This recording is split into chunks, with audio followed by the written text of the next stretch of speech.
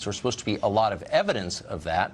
There hasn't been. Virtually none has turned up. Instead, the investigation has continued, though, and it's evolved, just as some of us warned it would a year ago, just like all of these investigations do.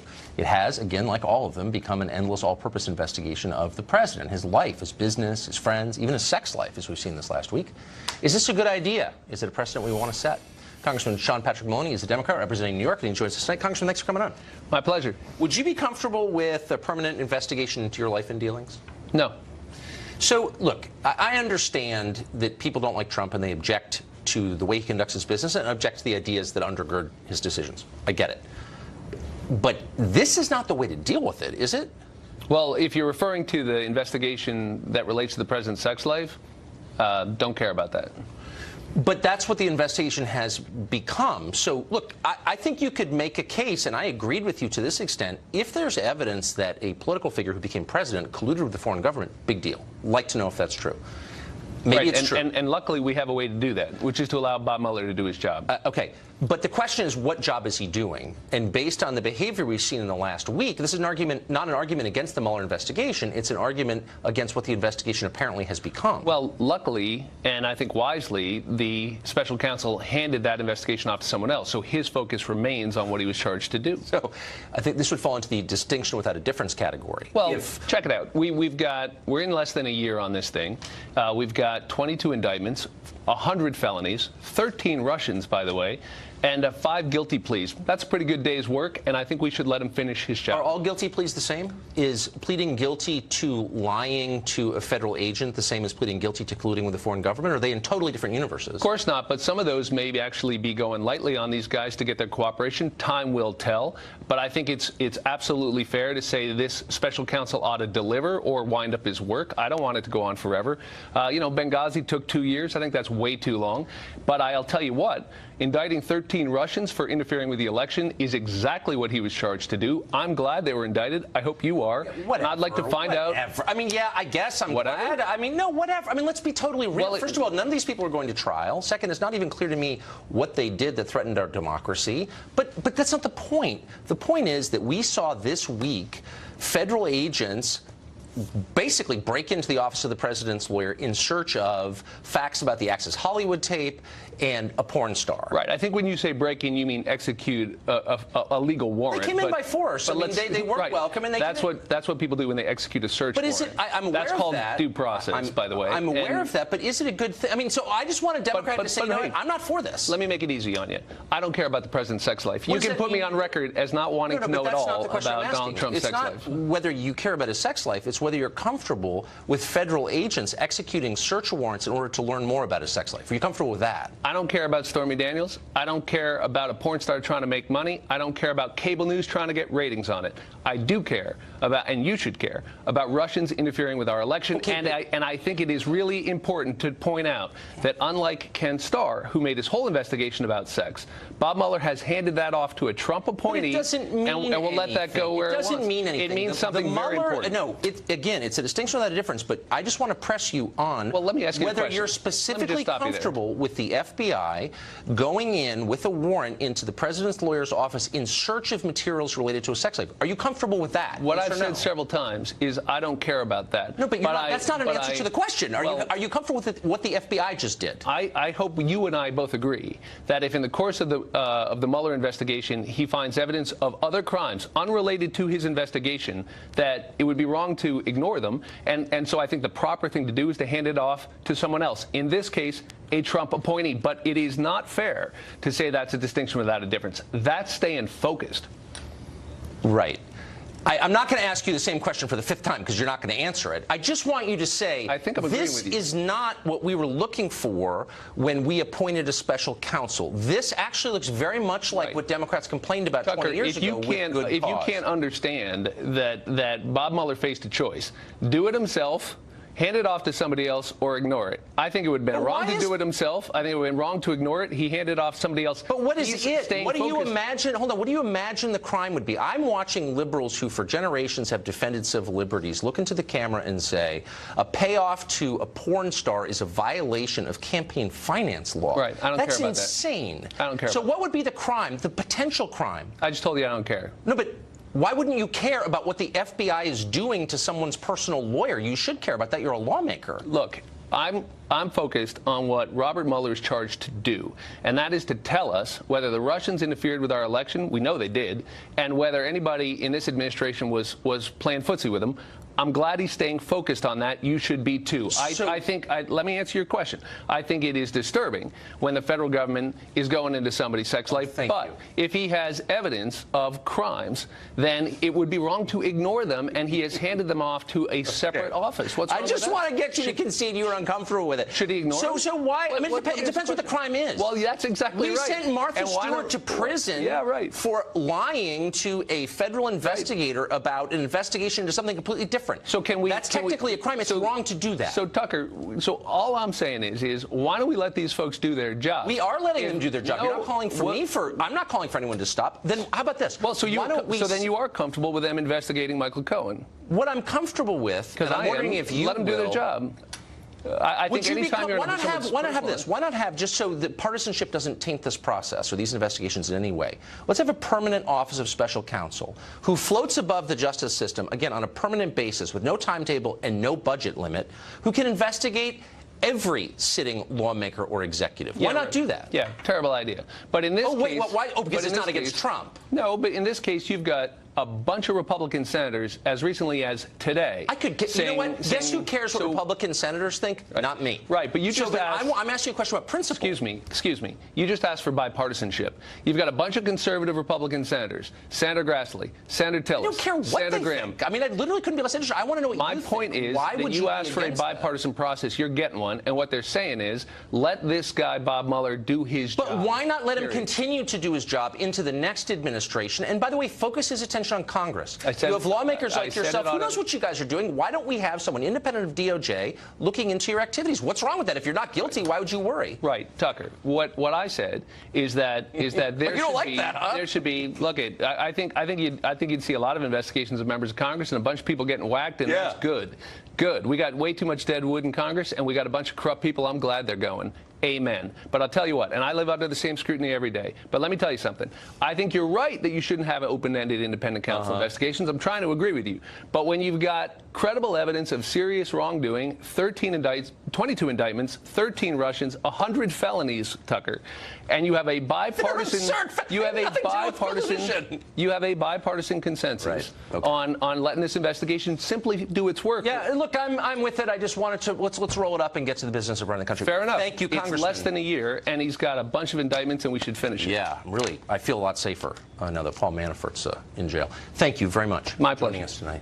Mark Stein is an author and columnist, and he joins us tonight. I'm carried away with my own rhetoric tonight, Mark. And I love the idea of a permanent independent counsel who investigates everybody in power. And why stop with lawmakers? Why wouldn't he get into the guys who run Google and Facebook? I mean, just sort of someone who's, isn't encumbered by the corruption of the DOJ and who has an endless budget. What's wrong with that? Yeah, that's right, because there's millions and millions of people, and there's laws against everything. And if you happen to be the guy that they decide to look into, they can find something, or they can turn your associates, or in this case, they can put the squeeze on your lawyer, which I don't care what the congressman says. I find what happened with Michael Cohen absolutely repulsive. Lawyer-client privilege is something that was established by Elizabethan times as a basic principle of common law. The idea that you kick the guy's door down and you take everything, and we're supposed to be reassured because the prosecutor's colleague who's not working on the case will go through everything and decide what is or isn't covered by attorney-client privilege is ludicrous. Wait. I'm sorry. I have to interrupt you there. You're not from this country, so you may not read the New York Times. But they assured us 2 days ago that if you're not guilty, you shouldn't worry about attorney-client privilege, that the president really has no cause for worry and no cause to hold on to that sacred ancient right if he isn't a criminal. So why should he be worried? I saw that in the New York Times, and what was also interesting to me is that the story began by announcing that they'd been briefed by 3 people involved with the investigation. So we've already got 3 people leaking to the New York Times that that there's nothing to worry about, that if they do, if this other guy who goes through all the stuff does happen to come across something interesting, he's not going to leak it like the 3 guys who've already leaked it. Federal justice. I'll get annoyed because that congressman was far too sanguine, Tucker. Federal justice is a toilet in this country. It operates on blackmail because everybody knows, Michael Cohen knows, that if you get dragged into court, they have a 97% conviction rate. No, so that can't be go right, because that's, I mean, that's Soviet level. Is it really 97%? That's right. Now, if they take you into court, it's 97%. And so these guys, they say, well, we lean on him, and you say, you're looking at 30 years in jail. They're supposedly looking at Michael Cohen because he had a New York taxi medallion business. He ran a fleet of New York taxi cabs. Nobody, you're not telling me that in whatever hotel room he was sitting at, that he had his New York taxi cab documents from a decade ago and was shredding them on the 37th floor of the Comfort Inn or whatever the hell he was in. I mean, this is corrupt, and if Donald Trump is looking for a replacement for the useless Jeff Sessions, I'll gladly volunteer, because federal justice is a disgrace and someone needs to clean. At the same time, Tucker, while I'm getting annoyed here, the FBI won't hand over the unredacted communication to Congress that started all this thing. So we have an out-of-control federal prosecutor who can seize everything he wants from his subject's lawyer, and the FBI, who work for you and the American people, won't even hand over to Congress the unredacted document that started this. Federal justice is corrupt and needs someone serious cleaning it up, and if Jeff Sessions won't do it, he should get out of the way and make way for someone who would. I don't know why the president would need a lawyer if he's innocent. Why do any of us need lawyers if we're innocent? No, Mark? no, that's true. That's true. More Mark Stein. I wonder if that applies to New York Times editors and New York Times journalists. Let's all go and poke around in all their stuff. After all, if they're innocent, they've got nothing to fear. Yeah, give me the password to your Gmail, if you're innocent. No. Mark Stein will be back with us in just a minute to discuss the new plan out of California to fix homelessness by building homeless shelters in your backyard. Stay tuned. And then big banks are colluding with the left to curtail your gun rights. We'll explain why you should be worried even if you don't like guns. There's a larger principle at stake. Stay tuned.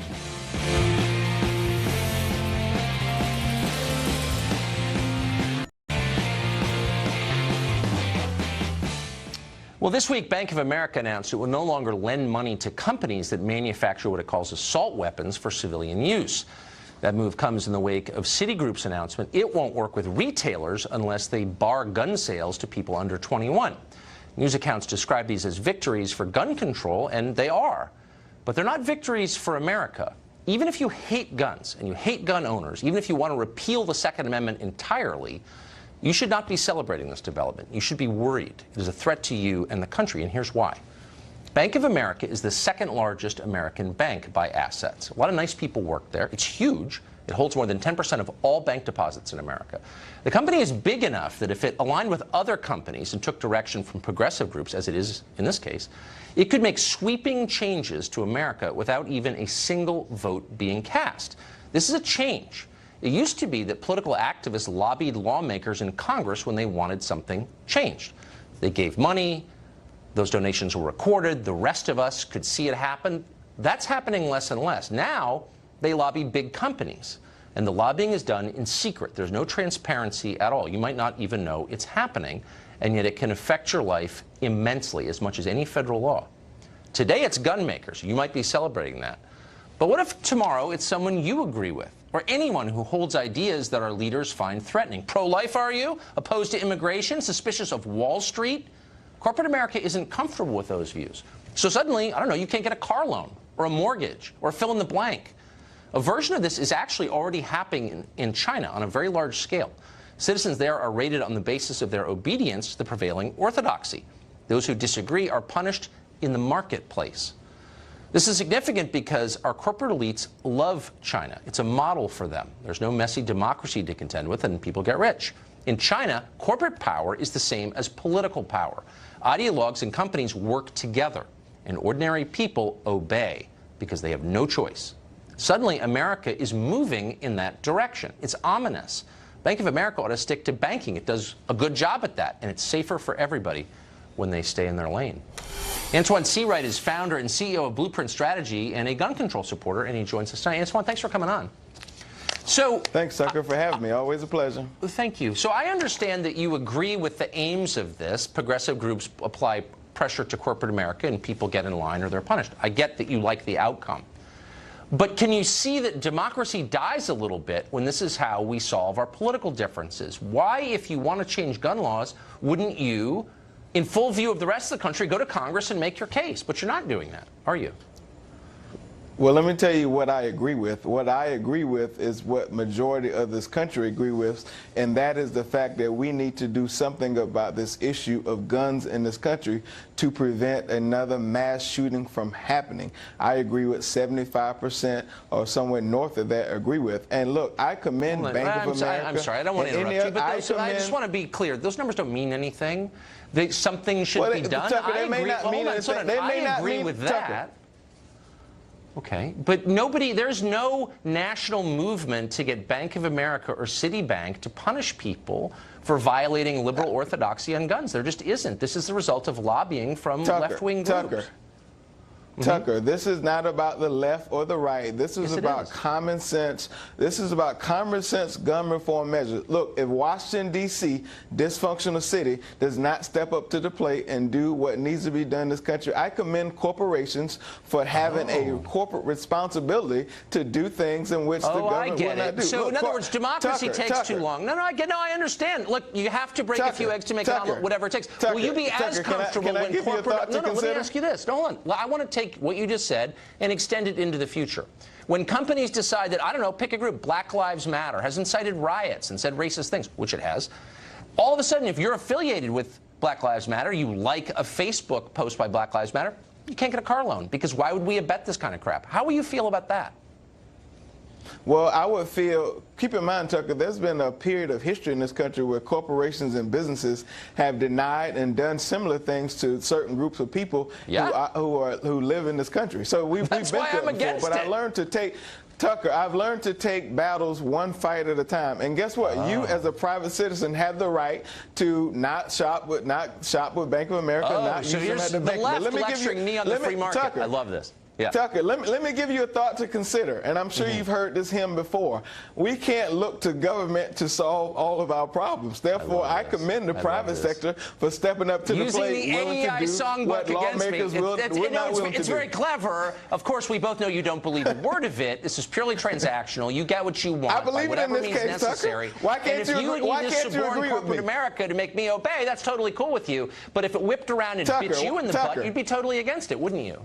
Tucker, why can't you agree with me that it takes the private sector and government to get things done sometimes in this country? Why can't you agree with that fact? Where did you get these talking points? Were you an intern for Paul Ryan at one point? I mean, I guess what's so Orwellian about this? What I stand for is common sense gun reform measures that make sense, and I commend the private sector just for fun. stepping up to the plate. Try to utter a sentence that is straightforward and actually means what it sounds like. Let's take all of the propaganda, all the cant out of this, and just say what we mean. Well, what you mean clearly is whatever we need to do to make people obey, including using banks or whatever instrument, we're happy to do because the ends justify the means. If you just say that, you know what? I will genuflect before you in gratitude for your honesty. Will you just say that? Tucker, bless your heart, and I know you want to put things in my mouth to make something sound a certain way, but that's not what I'm saying. All I'm saying is I commend corporations like Bank of America and others who have stepped up to the plate and who are willing to do what lawmakers in Washington, D.C. and across the country are not willing to do. You and the Chinese government, I can see that. Antoine, thank you so much for joining us. Good to see you. Thank you, Tucker. The state of California, our biggest state, rapidly turning into an unlivable mess. People who live there have stopped lying about it. Now they're trying to split the state into 3. Because they think it'll be more manageable if it's broken up. The man behind that effort, what actually might happen, joins us next.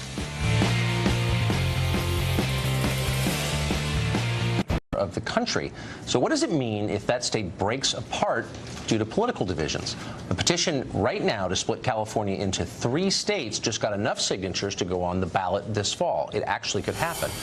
Tim Draper is one of the most famous venture capitalists in the world, a person who helped start a lot of famous tech companies. He wrote the Cal 3 petition, and he joins us tonight. Tim, thanks for coming on. Great. Thanks for being here. Thanks for having me on your show. So I'm not really sure what to think of this. It seems like it's possible. It sounds like it's going to be voted on. It could pass in California. Maybe the Congress will approve it. I can understand why California wants to break into 3 states, because it's too big, it's unmanageable, and it's not working. Why would that be good for the rest of the country? Oh, that's a good question. Well, we know that at least 600,000 Californians want to make sure that we've got Cal 3 passes. And so I think that the rest of the country will just want to do what's right for California. I mean, it takes up the same landmass as 15 states on the East Coast. Right. The population is the equivalent of an average of 6 or 7 states. So I think it's appropriate to have California represented by at least 3 states. Right. So I wouldn't be surprised if a lot of Americans don't want to do what's best for California. Just speaking for myself, maybe. But we've got a map on the screen here. So the top would be NorCal, the bottom SoCal, and then Cal would be Los Angeles. Looks like Orange County, maybe some of it. So how would this break up politically? So each state would have 2 senators and then the representative number of members of Congress. But what do you think the political division would be, Republican, Democrat? Well, senators and then the representative number of members of Congress. But what do you think the political division would be, Republican, Democrat? Well, you know, I think what we're really looking at here is we're trying to create states for the next millennial. The blockchain's changing everything. Government is going to be completely different. This isn't a partisan thing one way or another. It's something that the world really needs. And to get a fresh start, I believe that California has the opportunity to now get better representation and get a fresh start. So 3 new states can be created. Right, but it is a states can take on whatever kind of governance that they think is appropriate for the next millennial. Right, but it's a partisan system that we've got that's kind of ruining California. So you've got about I was just saying it's a partisan system, though. So the rest of us are affected by the balance of, say, the Senate, and it should be interesting to know what new balance we get if this happened. But let me just ask you finally: one of the many things California would divide is its debt. I actually think that I think that these 3 new states are going to empower people to realize what's possible in government, and then all these governments will realize that they can do a better job, and they can potentially compete with one another down the road for citizens, and which is what they kind of do now. But California is kind of a monopoly. Nobody wants to leave, but we're still stuck with the same government we've had for all these years, and it's failing our kids. It's failing our. It's not safe here. We have many homeless people. We have a lot of big problems. The education system is just about the worst in all 50 states, and it's the biggest state. So it really does need sort of a revamp and a restart, and I think this is a good start to doing that, because then people can say, well, let's start from first principles. How do we empower these people? How do we create these new states, and how do we make these states really important and relevant for the next millennial? And how do we set a good example for all the other states in the country? I think that, it can't be worse than it is now. So I think you make a fair point. Tim Draper, thank you very much for that. Possible breakup isn't the only news from California tonight. Mark Stein will rejoin us just ahead to talk about Los Angeles' new plan to fix homelessness by paying residents to build homeless shelters in their own backyards. Not in your backyard? Oh, yeah, in your backyard. America remains on the brink of military action in Syria, but could bombing Bashar Assad spark a major conflict with Russia? leading to a much wider war, a global war. That's next.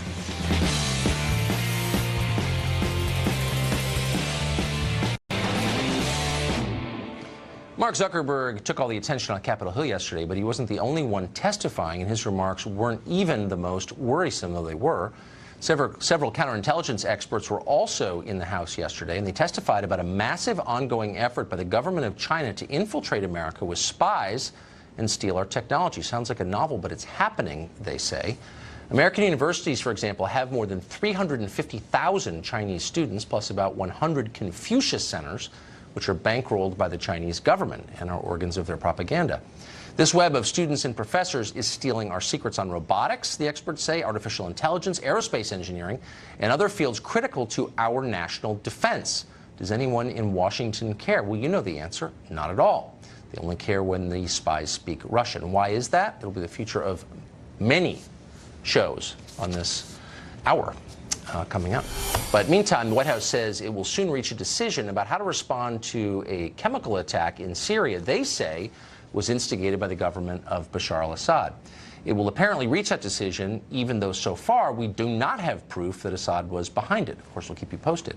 If the U.S. does intervene in Syria, however, it could rapidly put this country in direct conflict with Russia, which for many years has backed the Assad regime. And unlike Assad, Russia has a vast arsenal of nuclear weapons. So what is likely to happen? What should we be worried about? Stephen Cohen is an editor of The Nation, a professor emeritus of Russian studies at NYU and Princeton, one of the most famous professors of Russian studies there is, and he joins us tonight.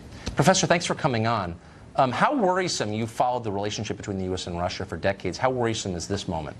More worried than I've ever been for nearly 50 years of studying and participating in U.S.-Russian relations. I think the situation, your generation was born after the Cuban Missile Crisis. But you were taught in school, as were my children, that the Cuban Missile Crisis of 1962 was the moment when we came closest ever to nuclear war with Russia. And the learned lesson was supposed to be we should never get there again, and we are very close, and here's why. If Trump or somebody sends these missiles against Syria, there are Russian soldiers embedded in almost all Syrian army units, even in dormitories. If, and this I know because Moscow has said so, if Russians die, if Damascus is attacked, the capital of Syria, Russia will retaliate with its excellent weapons, every bit as good as ours. Some people say in some regards, in missile technology, better. Russia will strike, Americans in Syria will die, and we will be where we have never, ever, ever been with Russia, killing each other, bearing in mind that both nations are laden with nuclear weapons. So I am more worried than I have ever been in my life, at least since the Cuban Missile Crisis. So U.S. forces have killed over 200 Russian citizens in Syria in recent weeks. Right. You heard American officials boasting about that just the other day. Yeah. Is there some reason to think that helps the United States? Do we benefit in some way by killing Russians in Syria? Not that I can think of, any more than Russians would benefit from killing Americans anywhere. That's always been a no-no, Tucker.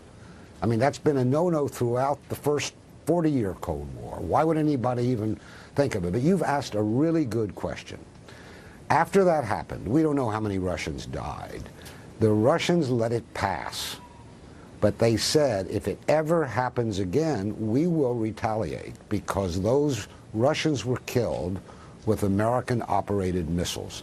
And they have said, and by they I mean all the way up to the Kremlin, we will retaliate. And since Americans are still there manning those Syrian units, that is why what happened the first time when the Russians let it pass, the killing of Russians, won't happen again. Let me add something that may not be known to you or your viewers. It is a deeply held belief, whether they're right or wrong, it's a belief in the Kremlin, in the Russian political class, that the United States, our country, has waged political, diplomatic, economic war against Russia for at least 10 years. And the attitude in Moscow, expressed daily, is we've had enough. You could interpret that for what you want. Yeah, I still am totally confused as to how this helps us in any way at all, but I appreciate the warning And I think warnings from you should be taken seriously. Professor, thank you for this. Time next for final exam. You can see if you can beat our experts at remembering what happened this week. So much happened that it may be tough. You'll find out in a minute if you've retained any of it. Stay tuned. We learn who at Fox has been paying attention to the news. Keep in mind, it's our job to do that. Who's been doing his or her job? This week's defending champion is Fox News Headlines 24/7 anchor and tech correspondent for this show, Brett Larson. His challenger, Katie Freitas, editor-in-chief of the Daily Walkthrough and one of the world's great experts on video games. Oh, thank you. Well, thank you for keeping abreast of that burgeoning industry. I appreciate it. I do try. All right. You know the rules. I beg your pardon, but to our viewers who may not, here's what they are. Hands on buzzers. I'm going to ask the questions. The first one to buzz in gets to answer the question. You have to wait until I finish asking it in order to answer. Each correct answer is worth a point. If you get it wrong, you lose a point. Best of 5 wins. Are you ready? Ready as I'll ever be. The exhales are a sign. Question 1. Mark Zuckerberg just got grilled on Capitol Hill and was asked repeatedly about censorship at Facebook of 2 conservative sisters. These sisters are famous online for supporting President Trump. Who are they? Diamond and Silk. Diamond and Silk. No, these are people I'm asking about. Yeah, they're the contributors. Oh, Diamond and Silk. Okay, great. Diamond and Silk. Yeah. I'm totally kidding. Of course I know who they are. Let's see if you're right. Diamond and Silk have a question for you. Let me tell you something right now. Diamond and Silk is not terrorism. Why is Facebook censoring conservative bloggers such as Diamond and Silk? Why are we allowing this one entity to control almost the whole world? This is dangerous. I believe, is that Diamond and Silk? Everybody knows Diamond and Silk, including Jeff. All right. Congratulations. Yeah. Thank you. That's beginner's luck again. Beginner's luck again. You were like a fraction of a second faster than me. Okay. Because he hired a coach. Question 2, sorry to give that away. Here it is. Which UFC fighter is out on bail tonight after grabbing a hand truck and throwing it through the window of a bus in Brooklyn, New York? Oh, I don't know. Conor McGregor. Conor McGregor. Boy, you were up on this. Is it Conor McGregor? I don't know. Let's check the tape. UFC champion Conor McGregor turned himself into authorities last night following his rampage backstage at the Barclays Center.